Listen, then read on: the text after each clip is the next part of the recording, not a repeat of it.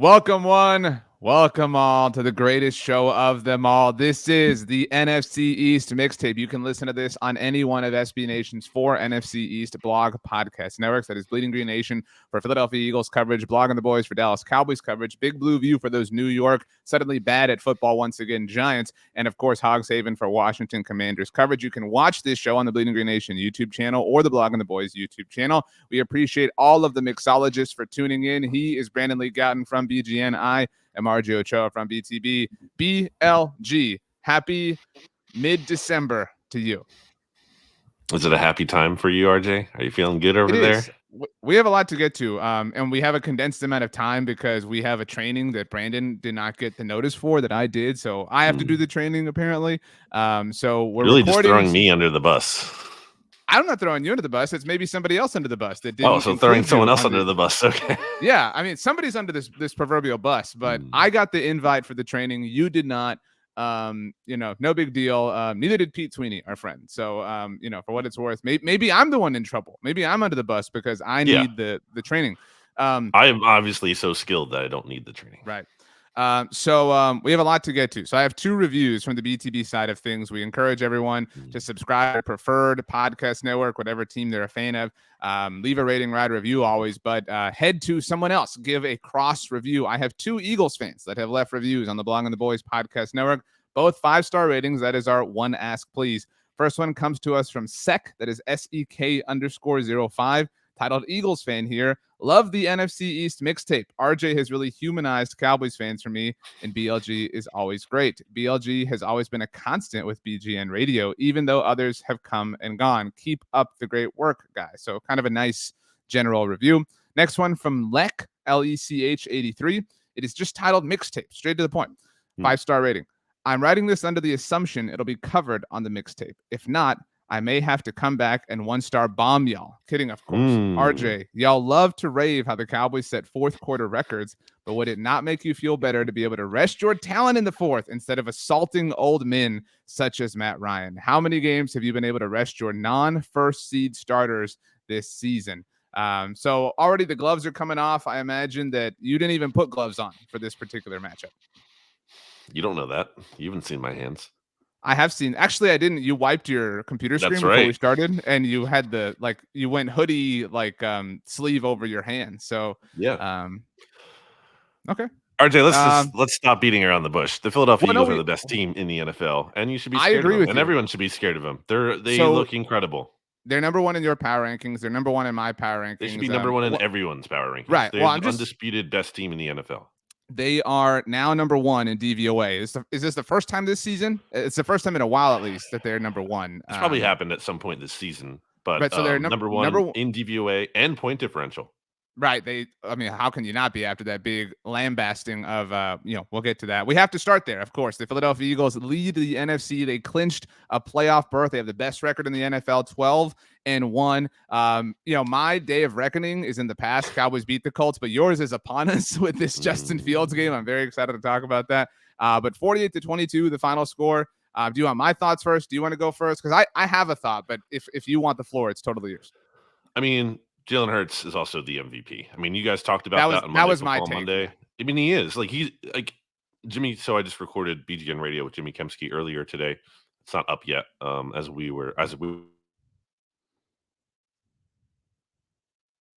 Brandon's internet is fighting itself. I don't know what's going to happen here. I don't know if you're right. Am I back? You're back. Right. It froze. I did see it froze. Huge cliffhanger. That's terrible. Where did it leave off? You and Jimmy had recorded BGN Radio. It's not out at the time of our recording, but that really is irrelevant because it's out. Well, this really just stole my thunder. This glitch. I am suspecting maybe it was you who did something. But right. I will repeat myself that Jalen Hurts, he's the best player on the best team in football. We probably shouldn't overcomplicate it. That's the MVP right there. Obviously, you can kind of look into the metrics too. Just to say he's over Mahomes, which Pete Sweeney, a Chiefs observer, did say that. Jalen Hurts this year, 32 total touchdowns, just 5 giveaways. Patrick Mahomes, 35 touchdowns, so a few more, but 11 giveaways. Also, you have to consider that the Chiefs have had to play more into the point of the iTunes, the Apple Podcast review. Jalen Hurts has missed 25 snaps due to like garbage time rest, Right. where Mahomes has missed 11. So, that's significant. And not just that, but obviously just the Eagles having these leads and then going into the second half and kind of just running the ball and milking the clock like they were, especially earlier in the season. Everyone was like, they're not scoring in the second half. Yeah, because they didn't need to. But yeah, Jalen Hurts is the MVP. It's incredible how much better he's gotten.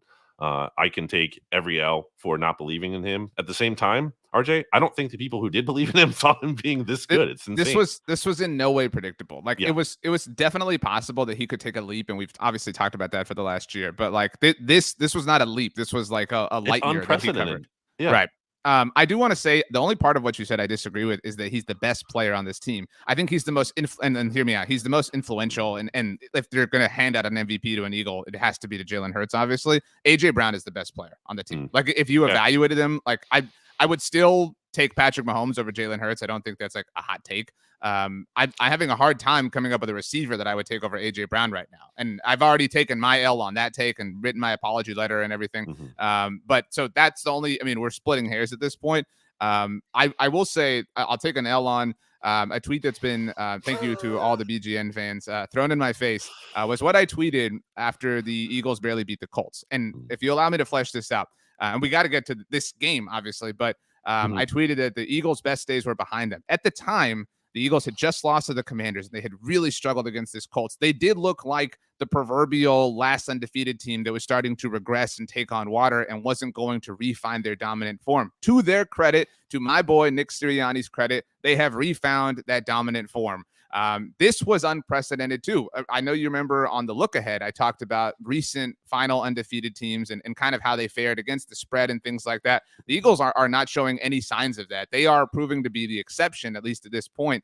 And I don't know that either of us are shocked that the Giants couldn't hang with them, but that's really what it, like, that was the way I would describe this. Like, obviously they played at the same time as the Cowboys. I looked up and it's 21-0. And it's like, yeah, this Giants team they literally cannot hang with them. They don't belong in the same, group as the Eagles. There are some teams that can play with the Eagles. The Giants are not one of them. Yeah, but I mean, like, they entered this game. I thought it was going to be close until they pulled away at the end. And again, they had the best record against the spread entering this game. This has been a team that has hung with their competition for most of the season. And like, I know, and I agree, they're not like quite as good as their record is. And I said that throughout the season, but still, they're a team that is currently talk about the Giants. Yeah, the Giants. They're currently a team that is in the playoff picture, albeit the 7th seed. And the Titans last week are obviously ahead of their division. Also, so the Eagles are crushing teams that are like going to be in the playoffs. Like, that's crazy. That's they're crushing teams despite like the idea that, again, they would take on this water because whatever, that's just what happened. So like, forget who it is for a minute. Like, the fact that they have returned to crushing anybody is impressive. And from the jump too. It's not even like this game's not close and then they just broke it up. No, like, just from the start to finish, just thorough domination. Other team really never had a chance in the game. Like, it's crazy. And to be able to stack performances like that, it's not just like some kind of inconsistent team. No, like, there's consistency. The offense, there's no weak point. What's the weak point of the Eagles offense? Like, I don't know how you can find one. It's missing Dallas Goedert right now. Right, and they're going to get him back this week probably. Yeah. So that's insane. And clearly they can put up 48 without him. And then defensively, like, everyone was like, hey, the run defense is this big issue. And certainly I'm not saying like it can't pop up again. But the past 2 weeks, they went up against Derrick Henry, and Saquon was hurt, but still, and they shut him down completely. Weren't even a factor at all in the game. So even that, which was their perceived biggest weakness, isn't looking like this big concern right now. So they're in the pass rush. They overtook the Cowboys, RJ, for the NFL lead in sacks. Like, the pass rush has been really coming alive. It's an insane team right now. Where's the weakness? Where's the weakness on the Eagles as a whole? Like, what do you point to and be like, oh, that's a big concern. That's a weak spot. They did lose Reed Blankenship in this game, who was filling in for Chauncey Gardner-Johnson, who's on IR. It sounds like he avoided a long-term injury, might just miss a game or two, although, that'd be relevant if he misses the Cowboys game. So, like, okay, safety, certainly, but like, what else? I would say, to answer some of those points, I would say that the weakness is special teams, right? Like, you look at whether it's like FPI rankings or DVOA, like, that's the one thing that's like not like creme de la creme for But the even Eagles. that, RJ has been better recently. They had their best game against the Titans, and then Boston Scott had a 66-yard return. Eagles had a punt block, but they were backed up against their own end zone. That's kind of tough situation. I'm not going to kill special teams for that. And yes, it is but still, like even that has shown a little bit of hope recently that it might not be like a disaster. So, well, you asked what the weakness is. That would be the I agree, but I'm just saying, like, and if that's your biggest weakness, first of all, okay, you'll sign up for that. And two, it's like they're not hopeless on that unit, I would say, based on the past 2 weeks. I would also say this isn't a weakness. And to be clear, like if you're having to reach, right? Like at this point when you're playing as well as the Eagles are. So like if you're trying to come up with like, well, what's the like potential issue? Maybe that's a better way to put it than a weakness is like, can they play from behind, right? Like can they storm back if they, because we just haven't seen it. And like that's not to penalize. They like, did that against the Jags. Right. And that's true. What was it? 14-0 against the Jags? Yeah, they were down 14-0. They also were down most of the game against the Colts and came back. And I don't think there's any reason the Colts game is evidence of this, but like I don't think there's any reason to say this can happen. But like it is because they've just been like crushing teams. There is no like there's not a large amount of data to suggest like, oh well, look at all these fourth quarter. I think fourth quarter comebacks is such a weird stat because it's like, well, they fell down, like they needed that. But like that would be the thing. Again, that was my thing with Romo back in the day. I'm like, everyone's like, oh, he's so good fourth quarter comebacks. It's like, well, he's also playing poorly to where they need to come back. There's context to all of that, but anyway, like that is the answer. Is like, I don't say this like in the hot takey way. It sounds like, can they come back? But like that would be the question. But if you're crushing people, you don't have to deal with it. Special teams is the weakness. This felt like the first Hassan Reddick game. I don't know, like you were really high on him, obviously in the offseason. This felt like the first time that he made like a very, very large difference. I don't know if maybe I've just ignored that to this point. He was Defensive Player of the Week in the Jags game earlier this year. The comeback. Look at that. He is up to double-digit sacks for the third time in the last 3 years. RJ, there are 2 players who have more sacks than Hassan Reddick since the start of the 2020 season. Can you name them? Micah Parsons. No, 2020 season. Oh, 2020 season? Yeah. TJ Watt and same division. It's a big hint. Well, hang on. Oh, Myles Garrett. Yep. That's crazy. They're the only 2 players who have more than him in the past since 2020. What did Nick Bosa miss 2020? Is that right? Like most of 2020? Yeah. He would have been one. I would. Sure, but still, like that's the company. It's crazy. That's like it's elite company. This was an elite win. I do have a question on the Giants side of things because this is weird. Now we're getting into the place where you consider these weird, like, should we rest? Like those, it's just like that time of year. Can you make an argument that the Giants should have rested Saquon? Because, they were probably going to lose this game no matter what, right? Like the Giants season in many ways is going to come down to this coming Sunday night when they visit the Commanders. Like you can make an argument that if you were going to get like the Saquon God game, it needed to happen this coming Sunday. And that could still happen, but you at least inhibited those opportunities by playing him in a game that you were probably going to lose no matter what. Yeah, I mean, I don't think of it as like resting him and accepting an L on the game as much as like the priority is just like we need to get Saquon healthy because he's our identity. Right. So if that means taking off a week, regardless of the opponent, then yeah, we have to do that. So yes, I do think they should have been, and they kind of limited him anyway. He didn't play a ton, especially because the game got out of hand. So they kind of did that, but he shouldn't have even been active. And that's like. It's a neck injury. He's a running back. People won't like look at it this way because people will be like hardo football fan. But like if like a week ago, if you had asked any Giants fan, if I had asked one and said like you can only win one of your next 2 games, which one do you want it to be? And of course, I guarantee you, most people would have been like the Eagles would. No, like that doesn't matter. Like the Commanders game is a 2 birds 1 stone for you because that's the team on your heels. You're not going to catch the Eagles even if you beat them. Whatever, like it doesn't impact them the same way it would impact the Commanders negatively because now the Commanders are ahead of the Giants in the NFC standings. At least you mentioned currently all 4 NFC East teams in the playoffs.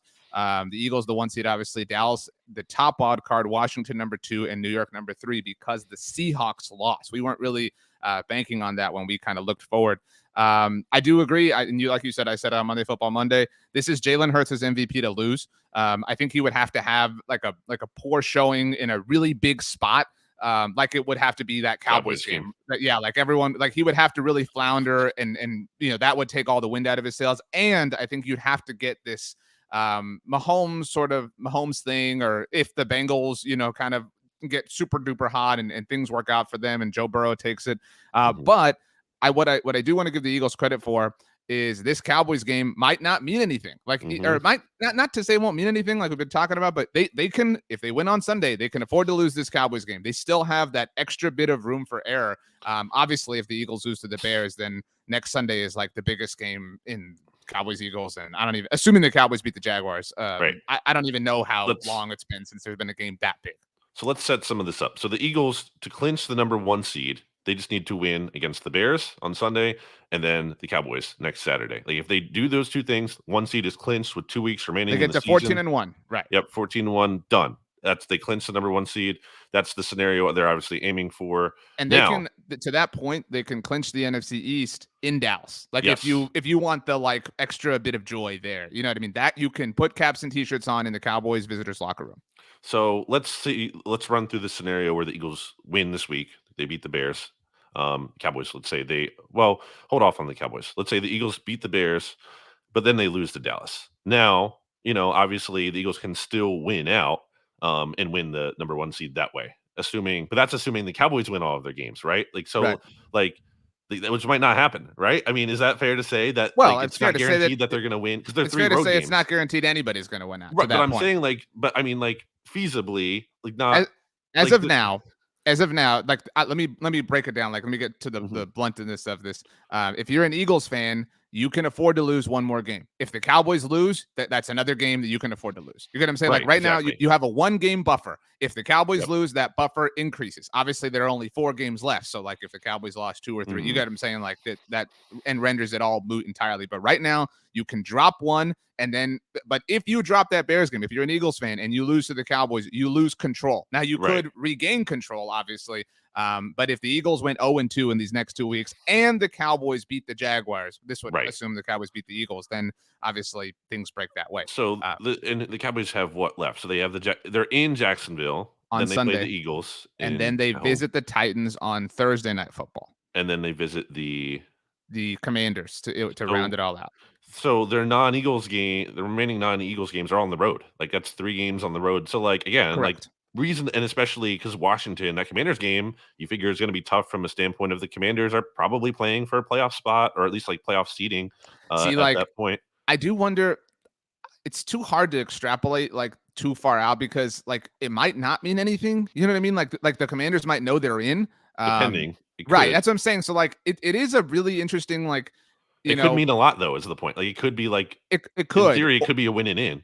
Or it could be especially if the Giants continue to flounder, right? If the Giants continue to flounder, then the Commanders won't. And if the Seahawks continue to flounder, you get what I'm saying? Then the Commanders will know they're in, and they could, they could manufacture their own bye, right? They could say look, we don't care about being the 5 seed versus the 6 seed. We want to I don't know, whatever it is. We want to rest Brian Robinson, Terry McLaurin, whatever, call off the dogs and chill out because the difference between 5 and 6 is negligible to us versus the Cowboys. The difference between 5 and 1 is massive, right? Or not 5 and 6 for Washington, but yeah, I think that part is too hard to predict at this point in time.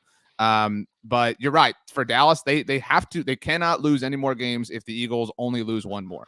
The Cowboys. They're very fortunate they didn't lose this past game. This has been the case ever since Dallas beat Minnesota. That's what made all of this possible. It has given them the tiebreaker over the Vikings. I guess we can segue now into the Cowboys. And in a literal sense, it was a very good week for the Cowboys. They won. We'll talk about that in a moment. The Vikings did lose. The Cowboys have needed 2 things to happen for the last month now: a Vikings loss and an Eagles loss. Now, to the Eagles' credit, as mentioned, they have continued to win out, continue to stave off any potential of losing the division or subsequently the 1 seed. But the Vikings did lose. The Vikings are now looking up at both the Cowboys and the Eagles from a tiebreaker standpoint in the conference. So it's difficult to envision Minnesota getting the 1 seed is my point. That being said, yeah, Dallas, I mean, it was awful. It was really, really, really bad. And before the game, Laura Oakman talked about on the broadcast how Mike McCarthy, I don't know if you saw this. He showed a video to the team last week of a mouse. I don't know if she said mouse or rat, but smashing watermelons this time. But he showed them a video, according to Laura Oakman, of a mouse taking a piece of cheese on a trap, on a mouse trap, rat trap type of thing. And the message was obviously don't take the cheese. They did, and they can sit here and they can deny it and they can say they didn't overlook the Texans. They totally 100% absolutely unequivocally looked over the Texans and they started slow. And it sounds stupid. That statement has been met with some consternation from other Cowboys fans because I truly don't know how much you or other Eagles fans saw this. Houston wanted to toss and defer. Dallas marched down the field, scored. All right, boom, the party's on. We're going to cover this 17-point spread. easy peasy. Houston goes 3 and out. I told you 17 points. You could have made it 30. We got this thing. This is Bama. And then Houston punts, and Cavante Turpin, who's been saying, I just wish they would punt to me. I just wish they would punt to me. Calls for a fair catch and muffs it. And that was the first domino that fell. After that, they were just chasing things, and Dak Prescott threw the first interception, and it was awful. Really just couldn't get out of their own way. Interesting. I mean, it really was your take from last week over this week aged well. But they did have one opportunity that was a miracle. I debated in our post-game show whether or not the Texans ordered the code red. I mean, they're fighting for the number 1 overall pick here. Because I don't know if you saw the code battle red, if you will. That's true. I don't know if you saw the Jeff Driscoll 4th down play, but it was ridiculous. I mean, like I saw that. I saw I mean, I'm sorry, RJ, the Cowboys lose that game if the Texans just sneak there. I mean, probably very high percentage. That's why I'm saying, like, that's why I asked whether or not the Texans ordered the code red. I mean, but it's insane. How do you not sneak? You're right there. You're right there at the goal, and if you don't get it, you can do it again. Like you take your chances with that. To set things up for anyone who missed it, Dak Prescott. So a huge loss in this game. Terrence Steele, Cowboys starting right tackle, tore his ACL and MCL. And Josh Ball, who the Cowboys believed in as a viable swing tackle, and who was so terrible that they had to survive with Tyler Smith to this point. All they told us, Brandon, was, he's better on the right side. Don't worry. He's much better on the right side. Sure. I'm not blaming Dak, but he bumps into Dak because he gets beat. And the second interception happens. Houston returns it to the Dallas 4-yard line, and it looks like they are seriously about to lose this game. They get stops on 1st and 2nd down. DeMarcus Lawrence made one of the most incredible DeMarcus Lawrence plays on 3rd down to keep hope alive. Dumb handoff. Wow, no reason to hand it off to Rex Burkhead. And Jeff Driscoll just rope-a-dopes himself on 4th down. Dallas takes over at their own 2-yard line. They have to go 98 yards, or else what the awful things they're going to hear about themselves are going to get 100 times worse. And they do. And this is a classic case of multiple things can be true. Dak was incredible on the final drive. He went 6 of 7. This the final drive that he did not deserve. Yes. Well, he went, but still, he went 6 of 7. He went 6 of 7 for 79. Look, you crushed the Eagles for only beating the Texans by like 12 points or whatever it is. And the Cowboys should have lost to the Texans. They should have lost. Again, should have lost to the Texans. All of these things are true. Like I'm saying, multiple Eagles things. never trailed against the Texans, by the way. That's was never true. A thing that happened. This was an embarrassing. The Cowboys stole this win. Like they didn't deserve this win. They got it, and it's there's a lot of people kind of crushing the Cowboys for this. I just did our power rankings before we started recording. Most people kept them in like the top 3-ish. NFL.com dropped them from 2 to 6. Where did they fall for you? I dropped them to 6. Just right. I flipped them and the Bengals. I dropped them out of the top 5. Yeah. Yeah. I mean, again, like it is a huge, sort of like classic Cowboys, right? Like it is all those like, worries from the past that they had done a great job of exercising for the previous month. And when you put it in conjunction, like I talked about that Eagles Colts game on the heels of the loss of the Commanders, when you pair it with the fact that Dallas did struggle, call it struggle, whatever you want, against the Colts for 3 quarters, besides the 4th quarter domination. Now it's a matter of like, okay, who are you? Are you really a dominant team? Are you really a team that can turn it on in the 4th quarter against Indianapolis? Or are you a team that has just picked up some lucky, convenient wins against the Colts and Texans? So this week will tell us not a lot, because I don't think you can take a lot at this point. But it will tell us something. I mean, they're about to visit a hot Jaguars team and a very hot quarterback in Trevor Lawrence. So, I mean, can you get up for this game? And even if you can't get up for this game, we know they can get up for the Eagles game. Like, I know that beyond a shadow of a doubt. Sure. I know that they are capable of getting hyped up and focusing and playing to a high level when they want to. But, dude, you got to do that all the time. Like, and they did it for the 98-yard drive, but do it the whole game. Like, this was – the same way I thought Mike McCarthy deserved a lot of credit for getting double-digit wins in consecutive seasons. He deserves a lot of criticism for having this team in the comfy, cozy position that they were in all week long a week ago, hearing, they were number 2 in a lot of power rankings. Oh, they're right there. This division's going to come down, blah, blah, blah. And they took that cheese. They overlooked the Texans. They thought they could sleepwalk their way to a win here, and they couldn't. And they were lucky to be able to pull it off. This comes from The Athletic, good friend Bo Wolf. Quote, for what it's worth, December has traditionally been the worst month of Dak Prescott's career, per True Media, with lows in EPA per dropback, completion percentage, and yards per attempt.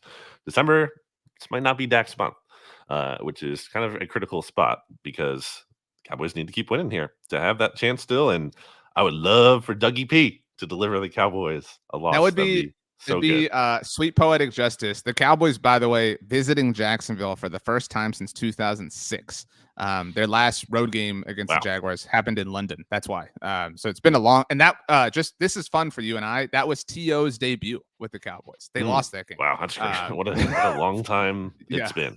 I have a couple questions for you. Quick, what's going on with the Cowboys offensive line? So you said it's probably going to be a platoon of Josh Ball and Jason Peters. It seems like that's the expectation at right tackle. But I was getting to that, but you were doing your like Seth Rogen voice. But anyway, okay. Terrence Steele. Now, this is Terrence Steele, undrafted free agent 2 years ago. So he's a restricted free agent in the offseason. And now he tore not just his ACL, but his MCL. Like today is December 13th. Like he may not be ready week 1 next year. You're at that point. So we'll see how that impacts obviously his contract situation, but he's out. I cannot believe that Josh Ball is still on this team. Like I hate making that statement, but he is so bad. Like he also offers a bad person. Exactly. Like he offers nothing. And I do want to say about that final drive. So Dak was 6 of 7 for 79 yards. You can argue he should have been 7 of 7 for 81, but Michael Gallup dropped the touchdown. He is not that if Josh Ball is there. I don't know if you or anybody saw this. The Cowboys for that drive said, Jason Peters, you're going in at right tackle. And like, holy crap, what a performance to just like on a whim for a game-winning drive, show up and play elite right tackle. Like there aren't a lot of human beings that can do that. So it's not surprising. Given like his career, like that's how he kind of started at tackle. Like Ross Tucker always tells the story of how he was just like a tight end and they just threw him in at like tackle at practice one time and he was just like he was just like crushing dudes. Like that's who Jason Peters is. It was so impressive. Like that, talking about Jason Peters. Just look at him. He's a specimen. Like he's huge. Right. But like that performance, again, talking about him was one of the most clutch performances I've seen a Cowboys player have in a very long time. Like again, to show up like completely, totally. And he's, he talked about after the game that they just walked up to him. Were like, you're going in. He was like, okay, cool. Like, what else is going to happen with like Tyron? So that's what I'm getting back. to. Yeah. I don't know that they want to play Peters for an entire game at right tackle yet. Like, that might have to happen, but so I do imagine they're going to kind of platoon him. They've been very close guarded about this. Now, it does seem like this week Tyron Smith is going to be back. He had his 21-day practice window opened last week after we recorded. But following the trajectory of things, it seems like he's going to play this week. In fact, Jerry said on Tuesday morning on 105 to the Fan that he expects him to play. Now, will he play? Will he start? That remains to be seen. It makes sense for the Cowboys to kind of ramp him up, obviously. So I think we could see 4 different combinations in one single game from the Cowboys as far as their offensive line. Tyler Smith at left tackle, Connor McGovern at left guard, center and right guard aren't changing. Tyler Biadasz and Zach Martin. But so Tyler at left tackle, Connor at left guard, and Josh Ball at right tackle. And the same left side with Jason Peters at right tackle. And then when Tyron is in at left tackle, I imagine they'll kick Tyler in. That's what they want to do. They want to go Tyron left tackle, Tyler Smith, the rookie at left guard. I do think your best 5, if you have to play a playoff game, obviously a month from now, is Tyron at left tackle, Tyler at left guard, and Jason Peters at right tackle. Like again, when you get like, is it ideal to play Jason Peters at right tackle for an entire game or for 4 games in a row if you're the wild card team? You can't handle that. He just can't handle it anymore. No, but like you can't handle Josh Ball at right tackle. Like you can't. And a lot of people have suggested kicking Tyler Smith out to right tackle, having Tyler stay at left tackle, and Tyron going to right tackle. But like all those seem like worse options. There's no option that you're going to feel great about at this point, given the injuries and all that. Okay. We also haven't mentioned T.Y. Hilton. Wow. I know you're deathly afraid. Appropriate because his nickname is the Ghost. Oh, that is pretty scary. What do you make? This is kind of an NFL What do you make question. of the breathless OBJ coverage, which I said was so stupid and was so right about that? That's what I was about to ask you. Actually, let me ask you my question. What do you make of the fact that we got OBJ for like a month, and the Cowboys signed the Cowboys signed T.Y. Hilton on Monday. So like they're talking about like we're still interested, but if anything, it seems like a 2023 conversation. Like you don't sign T.Y. Hilton this year. Who cares? Like that's my point. You don't sign T.Y. Hilton if you think Odell's going to join your team this year. So Cowboys signed T.Y. Hilton, and Tuesday morning the Buffalo Bills, who also held a visit with Odell, signed Cole Beasley of all people. So 2 of the 3 teams that held visits with Odell moving on. What do you make of that? I mean, I don't know. I guess he's just not ready. But like, what was the point? Then what was the report? What's this all about? It's such a big waste of time. I mean, I think he wanted to get in and wanted to get a deal, and thought the fact that this is my opinion, thought the fact that he wouldn't be able to play until the playoffs was not going to be a big deal. And I think that all these playoff teams are like, that's kind of a big deal to us. And so, and the only one who hasn't made a corresponding move is the Giants, but they might not even be a playoff team. So, right. And also sinking ship. Not sure he really wants to go there. Yeah, I mean, I don't know that Odell's comment on the shop last Thursday, like people made a big deal about that. I'm sure you saw how he said he doesn't see the point in playing in the regular season. I don't know that like set people off, but I understand why some people like view that as like, oh, dude, I'm out, whatever. I mean, the Cowboys were very, very firm. As much as they flirted with and courted Odell, they were very firm in that they wanted help now, today, for this season, for the playoffs. That's why they went out and got T.Y. Hilton. And so James Washington returned for Dallas last week. He had one target and got rocked on it and couldn't hold on. But when they signed him, and he was the first external free agent who they signed, the thought was that he would kind of be their deep threat. And, it's been one game, but like that doesn't seem super likely right now. That's kind of T.Y. Hilton's thing, right? Is like a deep threat. He can still run. I'm not overly optimistic, but, they needed help. They got help. And so I'm happy for that at the very least. All right. Very exciting. All right, so there was no Commanders news of the week, although they are now in third place. That is, it has not changed. Before we get to the Commanders, let's take a very quick break to hear a word from our sponsors. Welcome back. While we were out, Brandon said that he had a story to tell us. Brandon.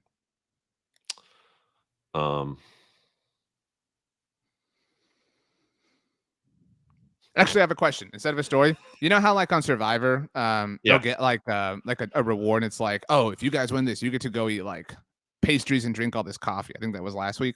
I've long said that like sometimes alcohol is a treat. I would not want that. I'd like if my body was like that, like malnourished, I would maybe I can argue coffee and like, but the caffeine rush and the come down would be terrible. Like I would like sign me up for burgers and pizza, like all kinds of food, but like I would not touch coffee or alcohol if I had been, out there for 20 days.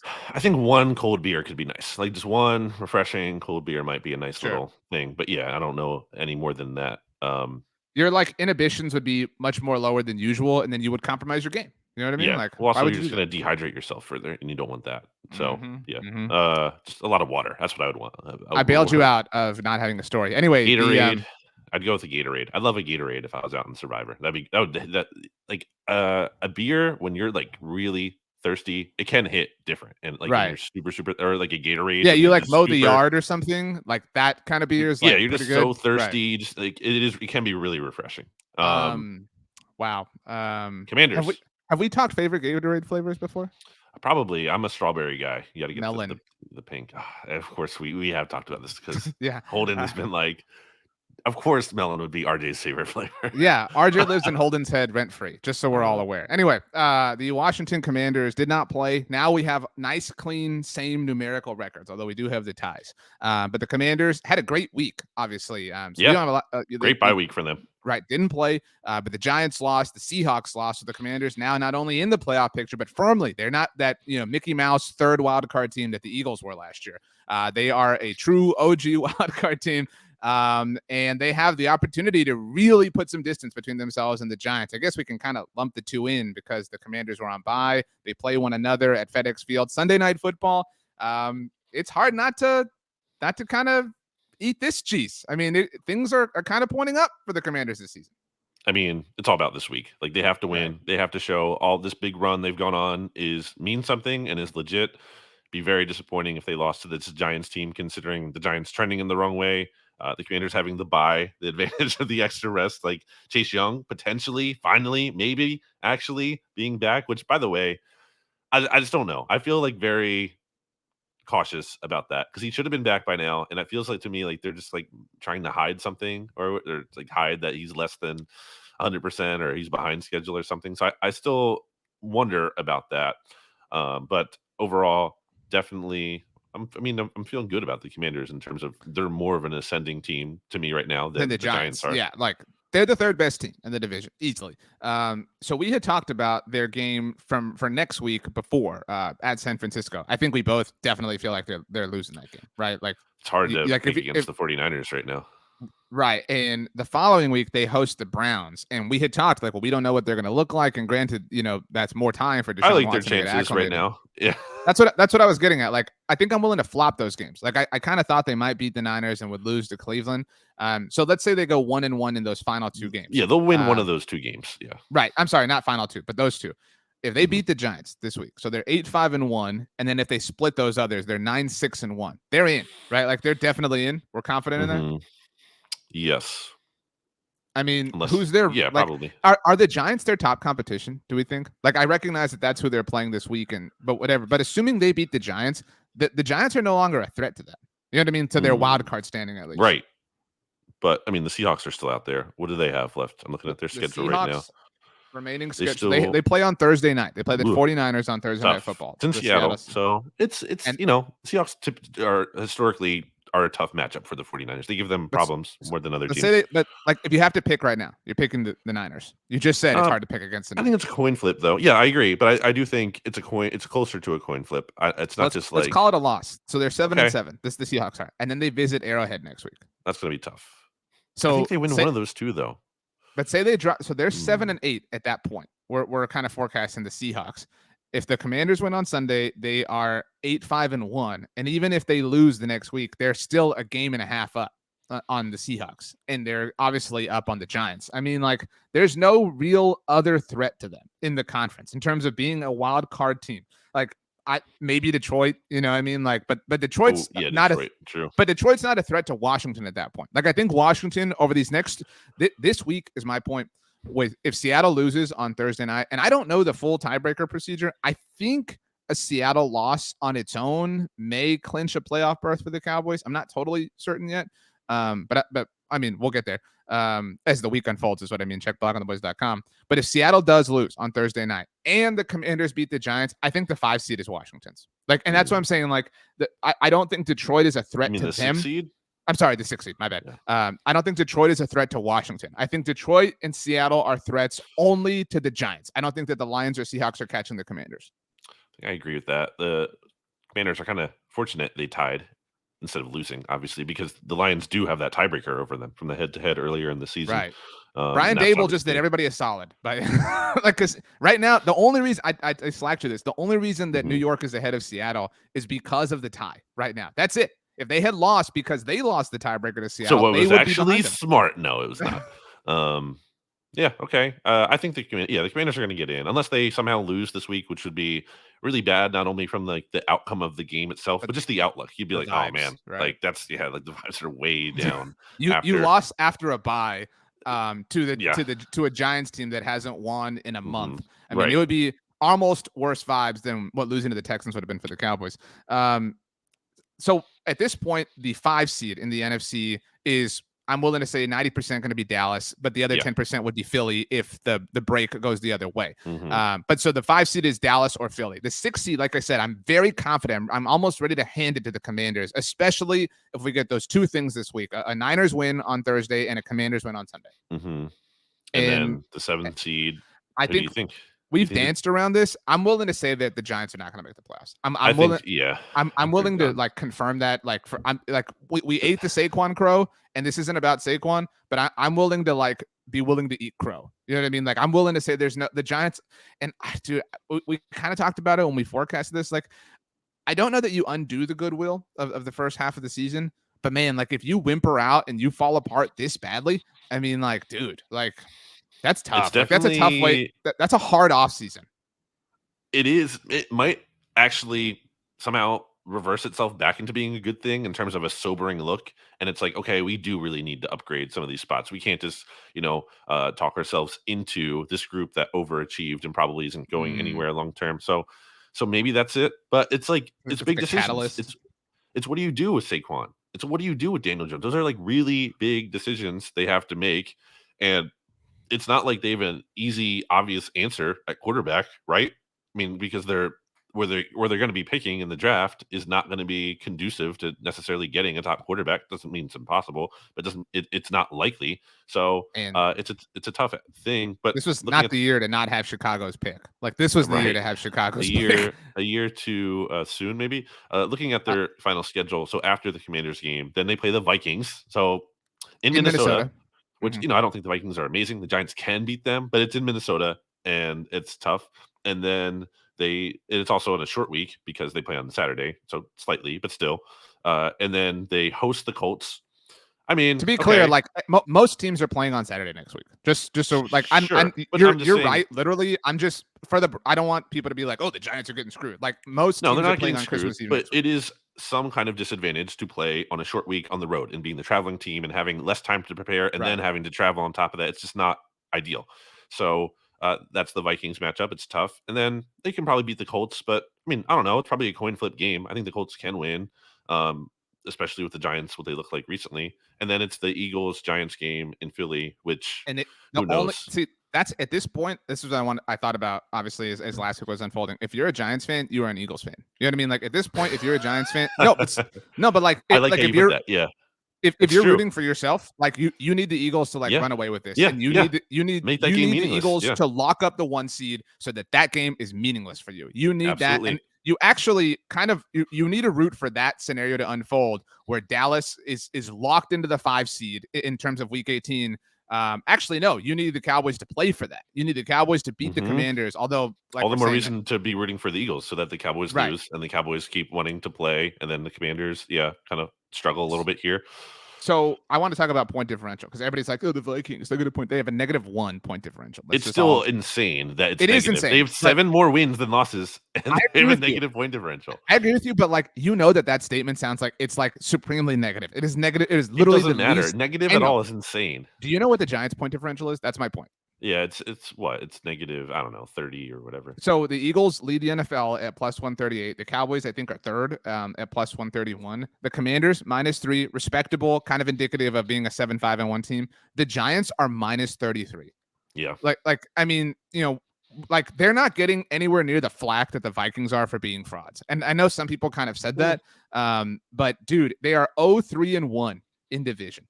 They 0-3-1. In division, miss me with this. Like they might not get a division win. It's possible they might not win. It's possible they could make the playoffs and not get a division win. So they are 7-5-1. The Giants are. They have lost 3 of their last 4 and tied 1 of their last 4. So one win is a 1-score game over the Texans at home, and that's all since their bye. So they were 6-1. I'm sorry, 6-2 at the bye. 7-2 after the Texans game. They were 7-2 and might miss the playoffs. Like, we've seen before, like 5-0 teams miss the playoffs, right? Like whatever, but 7-2, dude, like they were 7-2 on Thanksgiving Day. Like if I could guarantee you that next year the Eagles are 7-2 on the week of Thanksgiving, you would take that and be like, we're a playoff team. Anyone, right. That's what I'm saying. Like the fact that they might choke that away is, but to your point, it may serve as the like cold hard truth they need to like move on from Daniel Jones, whatever. I asked Pete this on Monday Football Monday, which it sounds like you heard, so I'll ask you. You are arbitrary. You are the most coveted free agent quarterback in the offseason, this coming offseason, and you can choose between the Jets and Giants. All things are equal, money, contract, etc. Who are you choosing and why? I think it has to be the Jets. I just think they have more of an infrastructure. It's like they're they're what people thought the Broncos were in the offseason, where it's like, oh, they have a lot of things going for them. Just need the quarterback. I think they legitimately have more of a case for that. What are you playing with? If you're like, who are you throwing to? If you're the Giants quarterback, who are you throwing to next year? Sterling Shepard coming off an ACL. I don't even know if he might be a free agent or not. Like who Wan'Dale Robinson. Okay. Like who are you throwing to? Whereas with the Jets, at least you have what? Corey Davis, Elijah Moore if he sticks around, right? Like, there's some things to work with there. So plus you have Michael Carter and Breece Hall coming back, right? Like, and not that Saquon sucks, but and an offensive line that's like been getting better and has a lot of like is Joe Douglas likes to build through the and a defense and the defense, a supportive defense. So yeah, I mean, I would say the Jets.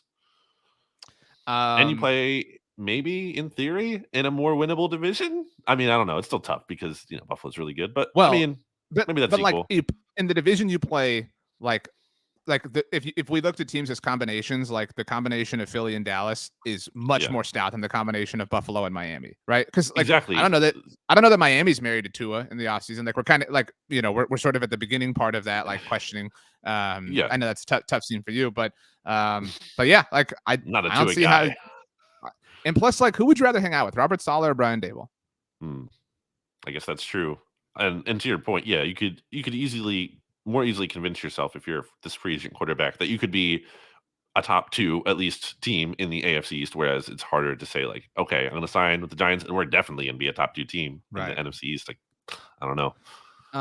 I do think the Giants deserve, I don't know if it's credit, whatever, but like they were 100% right on Kadarius Toney. Like I know I've already brought that up, but like when things like that happen, like nobody makes like a big deal about it. You know what I mean? It's like, oh, but like the moment that was it a trade or they waited? Yeah. No, it was a trade. Like the moment that happens, like, oh man, the Chiefs did it again. It's like, they got a decent return. It was like what, a third or something? Like it wasn't relative to being a sunk cost. They did decent for themselves.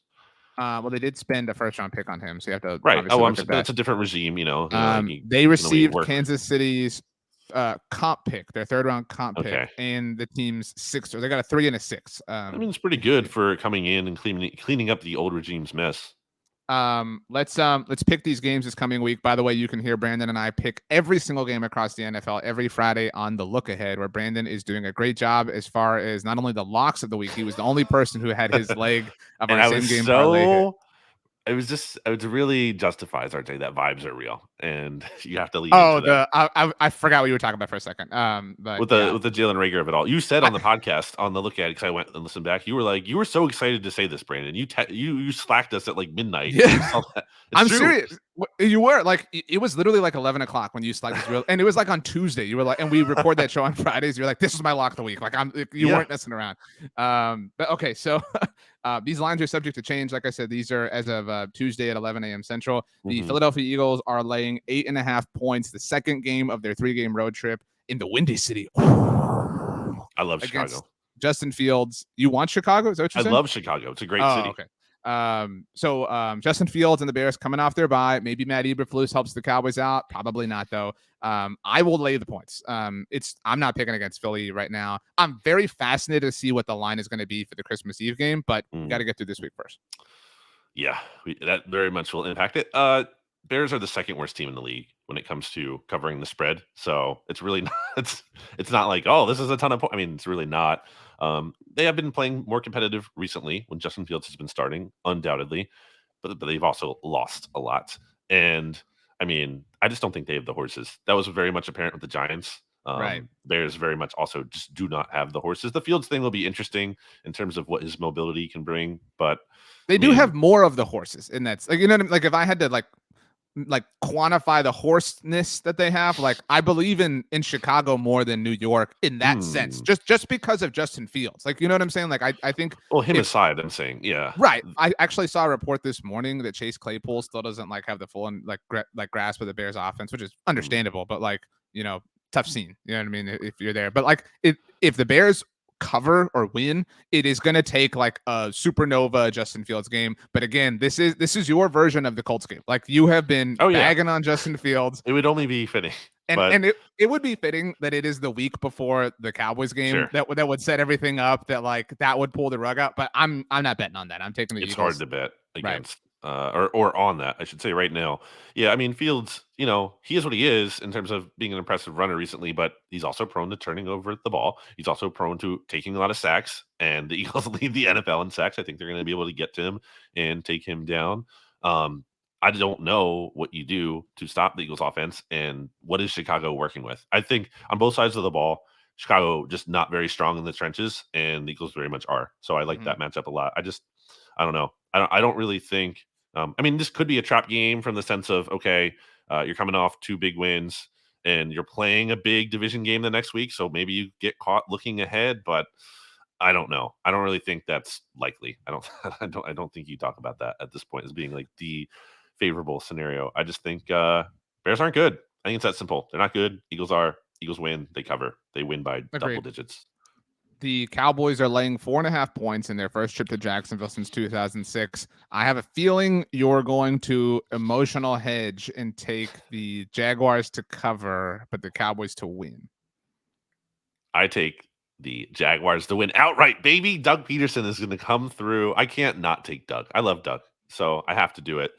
I mean, in all seriousness, Trevor Lawrence has been looking better, which we're crushing except for last earlier. week. Super impressive to respond from the like injury concerns that everybody had following the Lions game. Right. So, he's more recently than not. I mean, more often than not, recently he has looked better, and I believe in Doug. I think it could be an overreaction in terms of, oh well, the Cowboys almost lost to the Texans, so now they're definitely going to lose. I'm not going with that. I just think I don't know. I buy Doug Peterson. It's not necessarily just about the Cowboys being awful now, because I don't think they're awful, but I do think they're vulnerable. I think there is something to that, and like I said last week, I'm not scared of them. I think you should be much more scared of Jalen Hurts and the Eagles that are coming to Christmas and preparing to beat the Cowboys. But we can get there. I'm a little bit I would take worried. the Jags. I'm a little bit worried about Micah Parsons. We didn't talk about this. Like, he was kind of invisible on Sunday against the Texans. Like, that was like the first time he's against the Eagles. I mean, well, that it was like not invisible, but like he was, getting beat. Like, that's the difference. You know what I'm saying? Like, he was just like not a factor. Like he was like it was just very strange. Like that had never happened. They schemed him out of the game. Yeah. No, I'm talking about Sunday, but you're right about Philly. Play the Eagles. So, did Philly host the Packers the week after the Colts? Was that the week after the Colts win? I believe so. Yeah. Okay. This, to me, like, my assessment of your assessment is how I felt about the Eagles-Packers game. You know what I'm saying? Like, I thought like the Eagles are showing, signs of vulnerability, like everything you just said. And I was like, I don't really believe in the Packers, but I kind of believe they could catch, the Eagles right here, right now. And the Eagles blew the Packers out. I know the Jordan Love thing made it close at the end, whatever, blah, blah. But so I'm not saying the Cowboys are going to like throttle the Jaguars, but I do think that they are upset. And I do think they're pissed off. I do think they're a much better team, obviously, than they showed against the Texans. I think the Jaguars deserve a lot of credit. I think the Doug Peterson factor certainly is somewhat troublesome, because that's a guy who not only is a good coach, but knows the Cowboys, right? Like, knows how to beat the Cowboys. We've certainly seen that at many different times. But I'm confident laying the points for the Cowboys. I think that this is their kind of bounce back. Like, it's to them what the Packers game was for the Eagles. That was kind of like, again, what I thought. And I think you yourself or any Eagles fan were a little bit interested in how the Eagles would play against the Packers. And then it was over before it started. What was it like? What was that first quarter? It was like 21-14 at the end of the first quarter. But it was over. I mean, we all knew it was. So I'll take the Cowboys. I'll lay the points. And it would be it would actually be a shame if they lost and the Eagles won, and then you set up this like whimper of a like no real hype for the Christmas Eve game. But in a weird way, like I'm pre-coping, saying like it would be all about like, well, no, like there is something to that. Like, they would know that they're locked in to the 5 seed. You know what I'm saying? Like, so they could, like I talked about, they could manufacture their own bye. Obviously, though, they would have to play an extra playoff game. But I'll take the Cowboys, lay the points. Finally, Sunday Night Football. I think the Cowboys, just last thing on them is I think they lose one of the 3 road games. I will say I'm more worried about the Jaguars game than I was a month ago, but I'm less worried about the Titans game. Correct. Yeah, they're just so banged up. Those things have flopped for me. Sure. But anyway, Giants Sunday Night Football, the Commanders laying 4.5 at home. Against the Giants. Commanders, easy. You can't bet on the Giants right now. They're banged up as well, and it's not trending. They haven't been playing good football. Like they've not won a game in over a month or whatever. Like they're just not playing well. Actually, today, well, for us, it was November 13th that they won a game. So why would you bet on them? You just think they're going to turn it around magically all of a sudden? Like Saquon's going to get like I don't see the path to victory for them. Commanders are at home. They had a bye week. They've had this time to prepare. They're trending in the right direction. Yeah, it's easily the Commanders. My prediction for this, I'm with you. Like, I'm taking the Commanders, everything. I think there's a lot of Taylor Heineke love in this game. And I think that next Monday morning is the day that the national analysts go off on the Giants. Like it's like the release the hounds game, like for, this is embarrassing, but like, you know what I mean? Like all this gets relitigated. I think it'll be more pro Heineke and pro Washington at that point. I think the Giants could be like after the Vikings loss, or probably more so that. Battle of the frauds. Wow. Anything else? Because I have to get to that training that we talked about. So, are you scared of the Eagles, RJ? Are you concerned? I'm scared of the Eagles and the Chiefs, and to a slightly lesser extent, the Bills. I'm sad that I'm not equally afraid of the Bills. You know what I'm saying? Like I've been Team Bills for a while. Like I'm a little bit bummed about this. But I will say I'm a little bit afraid of the Bills after the comment from the report. Did you see the reporter's question to Josh Allen? No. There was like in the post game after they beat the Jets. I don't know who it was, but some reporter asked Josh Allen, or it wasn't even a question. They said, "Oh, I know what you're gonna say. This doesn't look like a Super Bowl offense right now." And Josh Allen was like, "Okay," but it was one of those like super quick responses that like scares you. And he was like, "Okay." Like, okay, give me the over on anything Josh Allen next week. If I had to go quarterbacks that concern me, it is the Patrick Mahomes, obviously, Josh Allen, and Joe Burrow. Those are the only 3 quarterbacks right now that what NFC quarterback scares you the most? And just like to be clear, your answer can be Dak without like I guess acknowledging that Dak scares you. But like, you know what I'm saying? Like he can be the one who scares you the most while you're not like your concern level isn't high. If that makes sense. Yeah. Because I think it has to be Dak for you of all NFC potential quarterbacks. In a vacuum, Dak, because you're not attaching him, let's say, because, it's Brock. I'm scared. The 49ers are the only team right now in the NFC that give me, like, pause. I'm not scared of them in terms of, like, I don't think the Eagles – it's not like I think the Eagles can't beat them, but I'm like, that defense, it would be interesting. I think if any team is going to have some answers for what the Eagles do on offense. I really do have to get to this training, but I have a question. To interrupt you. Say the Lions sneak in as the wild card team, the third wild card team. I think that's the scariest path for the Eagles. Like, not to be clear, not a scary one, but like right now today, playoff game, Lions in Minnesota. Who are you taking? Lions easily. They would be if they make the playoffs. They're going to be like what 9-10 in their last, or 9 in their last 10 games. 9-1. Sorry, with the one loss being to the Bills on Thanksgiving that barely happened. They were up and they could have won that game. Yeah. So we would both take the Lions to beat the Vikings, and that pains me to say, but I would. And so that it would be the Lions visiting Philadelphia on, Yeah, I'll take my chances against Jared Goff. I know you would, but like I think that's the worst. That's one of the scarier hypotheticals you can. They would be they'd be frisky. They'd be tough. Like I'd probably take them to cover the spread because I'm guessing the spread in that game would be like 8, and I'll take the points. But I think it'll be a competitive game. But yeah, Eagles will win. All right, let's get out of here. As we leave, give us a random snack, a random thing you warm up in the microwave. Random thing that you warm up in the microwave: mashed potatoes, instant mashed potatoes.